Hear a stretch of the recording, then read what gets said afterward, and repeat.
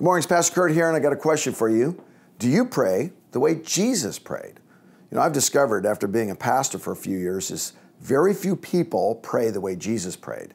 Some of them, well, they apologize the whole prayer. They're like, Lord, just do this, and just maybe find it in your heart to just.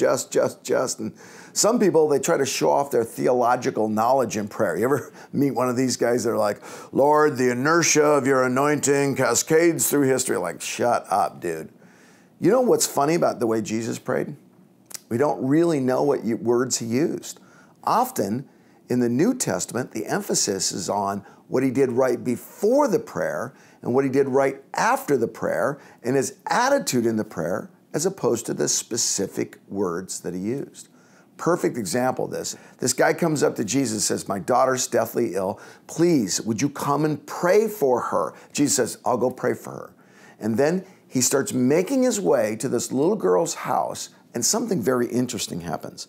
Chapter 5, verse 35, it says, while Jesus was still speaking, some people came from the house of Jairus, the synagogue leader. Your daughter is dead, they said. Why bother the teacher anymore? Overhearing what they said, Jesus told him, don't be afraid, just believe. See, that's very typical. Instead of giving us a formula for prayer, the Bible gives us Jesus's attitude in prayer.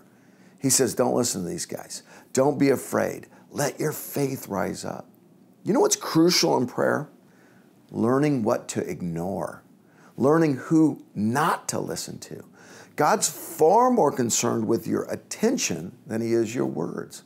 You don't have to get the words just right. You have to ignore the voices and the distractions and the chaos that would keep you from believing God can move. By the way, we're doing this series called Building a Life Worth Living. We're using the words of Jesus and the attitudes and teaching.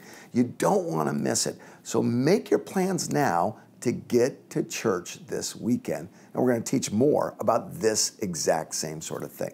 So I'll see you there.